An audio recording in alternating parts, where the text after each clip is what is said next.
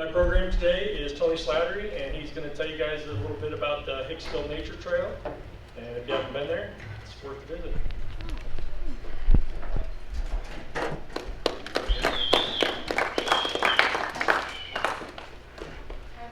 I've got a very rudimentary map that I drew last minute, like I did all my homework in high school. The scale, right? It's exactly the scale. The professional maps that Mr. Barth made for us, I've got out on loan, but I can hold it up. And okay, we are the Hicksville Trails Association. Our committee is myself, Dick Altman, Taylor Klepper, Jennifer Doctor. You guys know Jennifer? Jennifer's working for Lisa now. She's from town here if you want to bring her in on your program. She's got a big girl job over there. Yeah. So we went to Mayor Ron Jones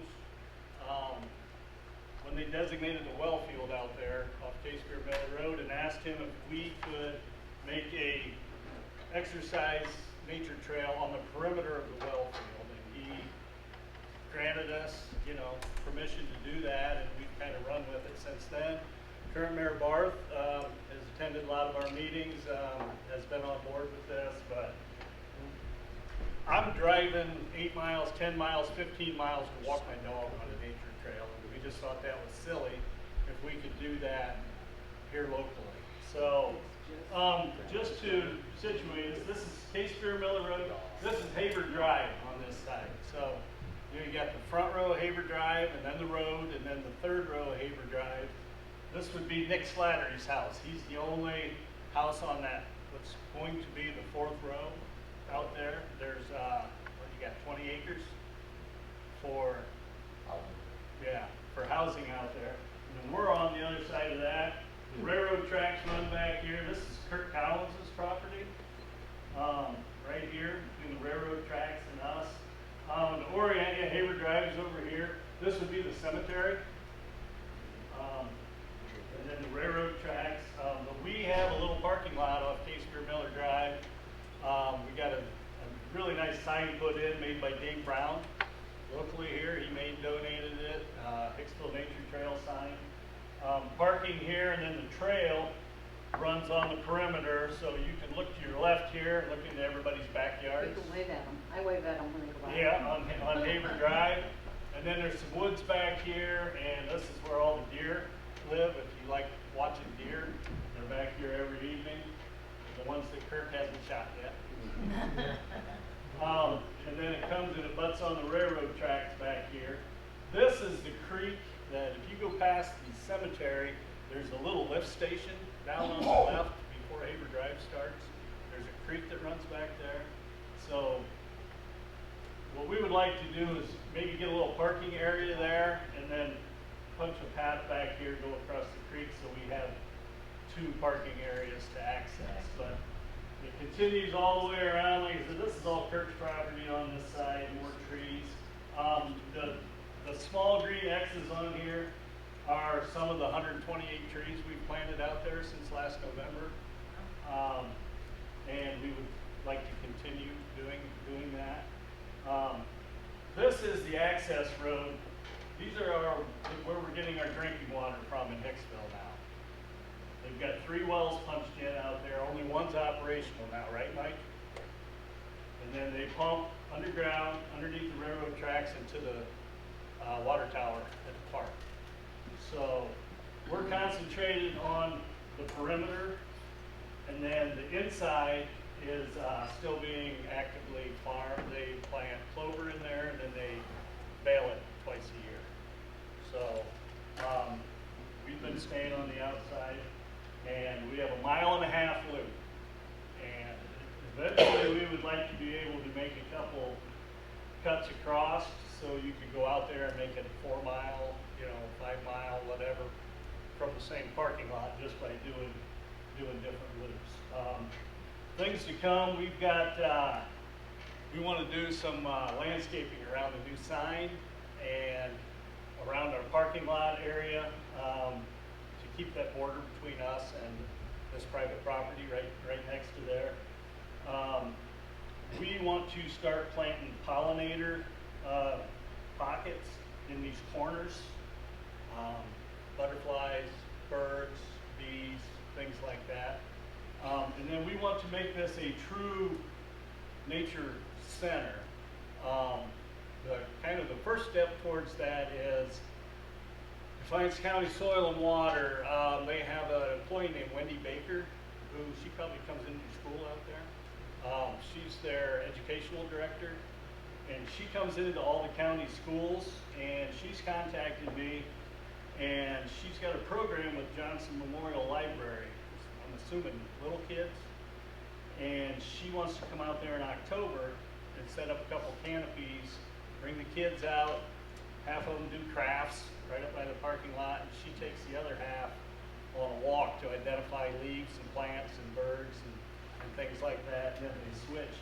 And I think that's awesome. That's exactly what we kind of had in mind when we were deciding to do something like this, is that educational part of it. And I would love to see the school, here's a land lab, 1.5 miles of it out there, I still remember Jerry Balser, my 8th grade science teacher, taking us around town, identifying leaves on trees, and I can still tell you what they are because he taught me that, and this would be a perfect opportunity for something like that. But he said we've got 1.5 miles out there right now, and we would like to maybe expand and make that a little more, but with that being well field, we can't spray, because of the well water.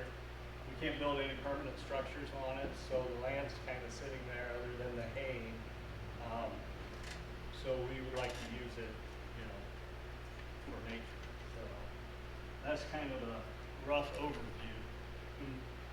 When they very first conceived this, the city took control of the ground. They had to have an archaeological survey done by the state, and they plowed the whole thing looking for artifacts. Didn't find anything, and then they left. And so there was 60 acres of plowed ground out there. And so the city contracted to have that disc up, usable again. And they told the farmer that if he would do that, they would let him pay that. So it's not costing them any money. We just got a 501(c) approved. So we are looking next year, maybe starting to do some bigger fundraising. I know a lot of the people that we were calling that were offering grants, as soon as we told them that we weren't 501(c), they didn't want to talk to us anymore. So we're kind of excited about funding opportunities in the future, using that, but it's all been done. Everything we've done out there has been 100% donation driven. The city hasn't paid for anything. All the labor out there. Kirk's helped me out a lot out there. Nice having good neighbors. And we're going to continue and try to improve it.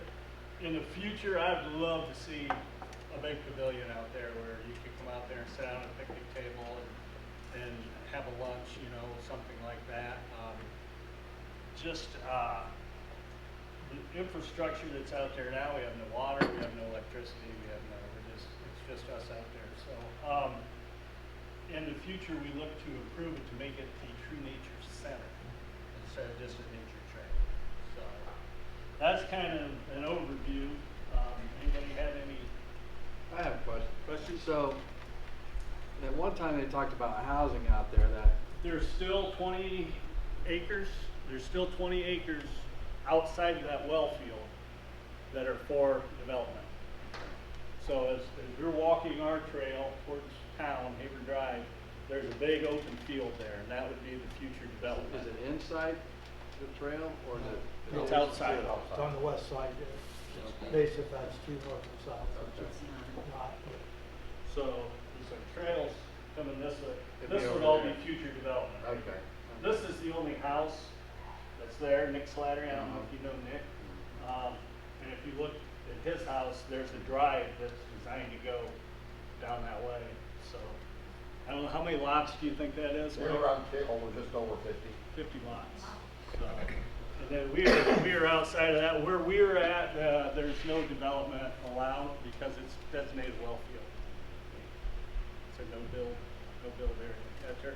You know, one thing I wonder might be kind of nice is, going off what you're doing there, if trees could be labeled, Yeah. you know, so that, I mean, I don't know if the kids still do leaf projects in school or not. I mean, I know that was done for years and years and years. And Yeah, signage is something that we've talked about a lot, and we're really not sure if we're done putting trees in.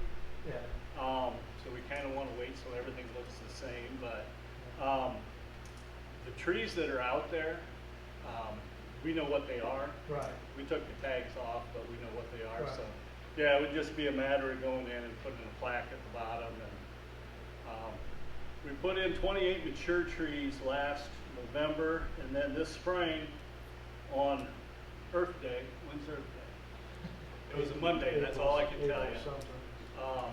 I had a friend of mine, Gabe Oberlin, lives over by Antwerp, but he is a horticulture teacher at Patrick Henry, and he got 100 seedlings and brought 14 kids from Patrick Henry, and then we had a bus from Hicksville, came out there and dropped off, I think it was 16 kids with Mrs. Laney, and we planted 100 seedlings that day out there on Earth Day, actually along Kirk's property, on our Hicksville's, but along that, to try to make a border on that side so people don't cross over. But that was really our first involvement with that being kind of a true nature center, was those kids coming out there and doing that. That was awesome. They did a really good job too. I have a question. Sorry. I have a couple quick questions, but one is, have we looked at or talked with Antwerp's, Larry Culler's relative friend? I mean, they have that nature center too that has wildlife and wild bats, and, I mean, have we talked to them? Cause they have a really nice park too. Have you done that? You should. Don't you think, Larry? Don't you guys, we had our picnic out there, guys, for those who Linda did. attended, and it was beautiful. Linda would be more than happy to talk to him. She won't do I mean, the just work. chit chat. It's in town. It's in, yeah, it's out by the school. It's at the school. They've recreated the prairie that used to exist Oh, in I a lot of Ohio. They have a Native plants. so and- it's filled with native plants and grasses, and they try to get butterflies and. She can tell you where to get the seed mix and that kind of Okay. stuff. Because there's all different kinds of seed mix, and she's been through it. And you say that's out at the school? Just Linda Mavis, that's my sister. Okay. Linda Mavis. Over there. All right.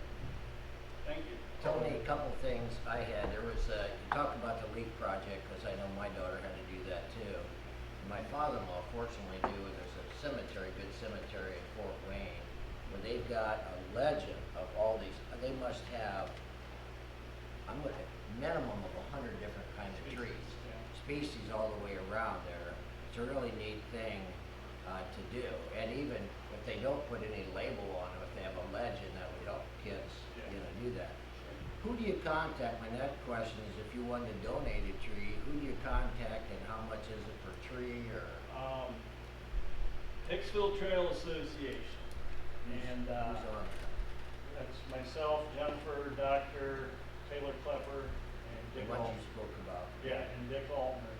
And we were actually using Schweitzer's office uptown as a mailing destination, ouch. because that's who Jennifer worked for. And she's no longer working there, so our mailing address is kind of in limbo. I think I'm gonna end up getting a post office box.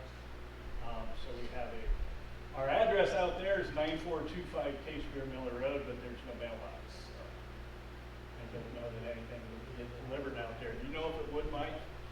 What, delivered? Yeah. That's the post office, man, I don't know.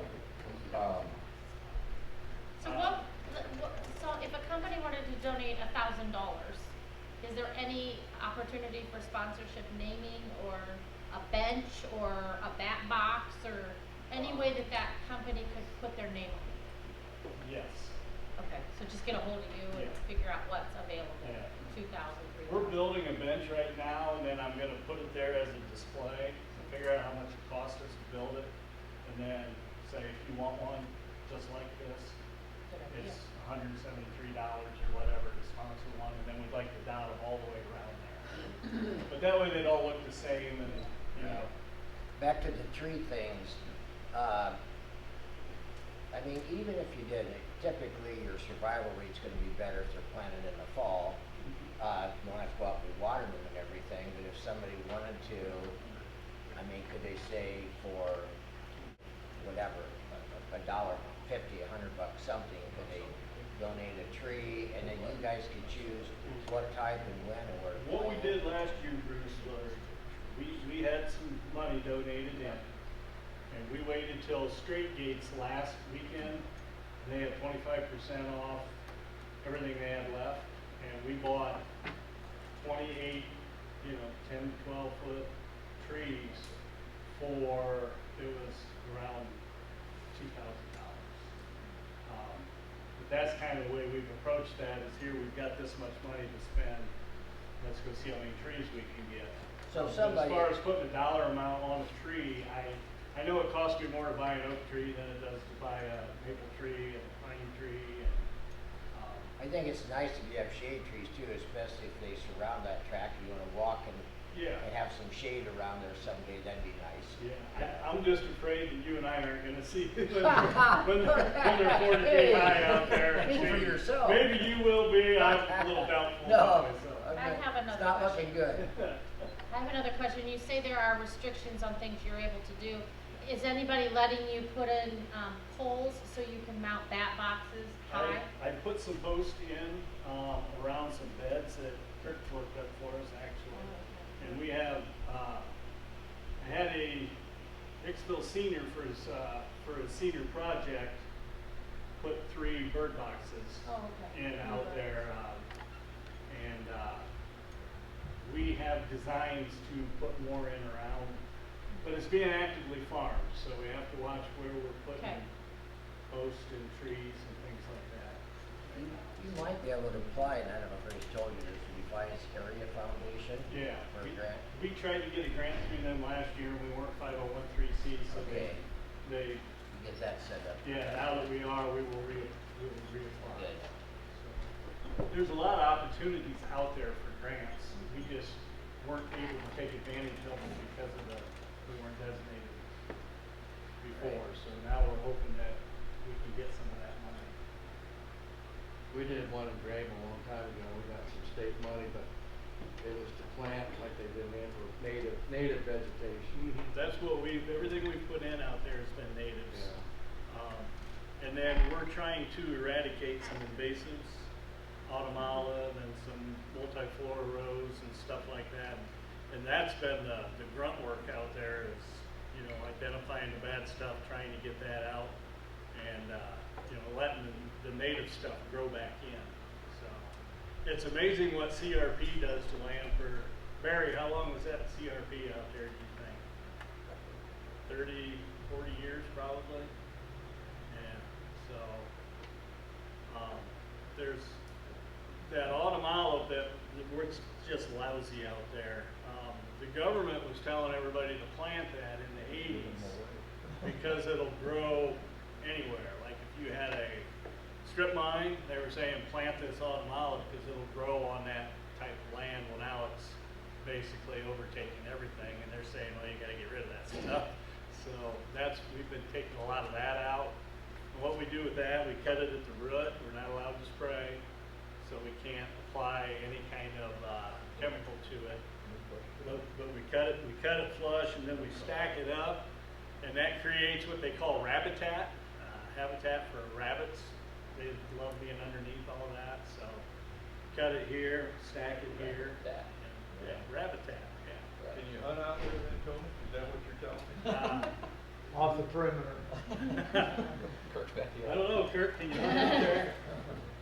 I've heard people do it. Not on their side though. No, being city property, I don't think you're allowed to hunt. Is it patrolled, is it policed, are there hours? No, we have no posted hours. We're kind of treating it like a park. Dusk to dawn? Dusk to dusk. The only trouble we've had has been people pulling in that parking lot after hours. And we've informed everyone out there that if you think something suspicious is going on out there, call the police, just like you would any other time. So I have not had a lot reported to me. I know 2 incidences where there was a vehicle there after hours, and I know that one time the police went out and chased them off, and the other time they got out there and it was already gone. So I don't know, Kurt, have you seen a lot of that? I haven't had any problems. Out there, so. People walking. We have not posted rules or signs or anything, because we really don't know. It's not, I mean, it's not our land, it's the city's land. And I tell people, as long as they're up in that parking lot and on the trail, they're fine. Just don't go back that stone road towards the wells, because nobody should be going back there, you know? So we talked about chaining that and blocking it off, and we haven't had the need to do that yet. So. Had pretty good success out there with people not horsing around, but you know, there's people in the park after hours. The cemetery is a huge place to hang out after dark, late hours. You know, you go back there and there's beer cans and people chucking stuff out of their car and everything. But the nature trail, I know that was a concern, but we've not really had anybody do anything. I think it's just a field, you know, with beautiful flowers and trail. So we've been blessed with that. So, and I can't thank these guys enough for what they've done for this trail. I mean, they've not asked for any tax dollars. They're out there all volunteers. They have somebody mow it. Just keeping the trail nice and uniformed, and then all the things they're planning and adding to it. It's a great benefit and an asset for the community. So, from what I gather, you can tell I'm not a trail walker, but you know, this is a destination trail. They want people from around the state and Indiana and Michigan to come to Hicksville and spend the day on the trail and, you know, eat dinner and just hang out in the community and enjoy it. So. Some of you trail walkers out there, I think that's what they enjoy doing that, going to drive 2-3 hours just to hike a trail,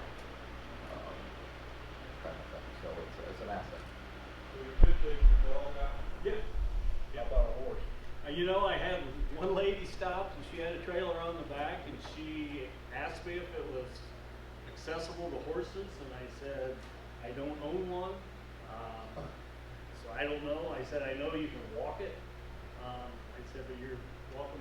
We have no rules that say you can't, but I've never seen anybody on a horse out there.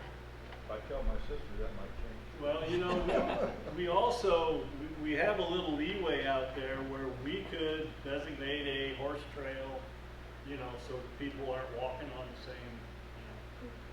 Just pick up after them, Larry. If you want to take your horse out there, just bring him back and make it out. My sister does not pick up after her horse. I pick up after Tell her my not to dog. grab that curtain. I would expect the same courtesy. She rode her horse in front of my place and just left it right there in front of me. I'd have known right where to take it. She didn't charge you for fertilizing your yard, did she? Thank you.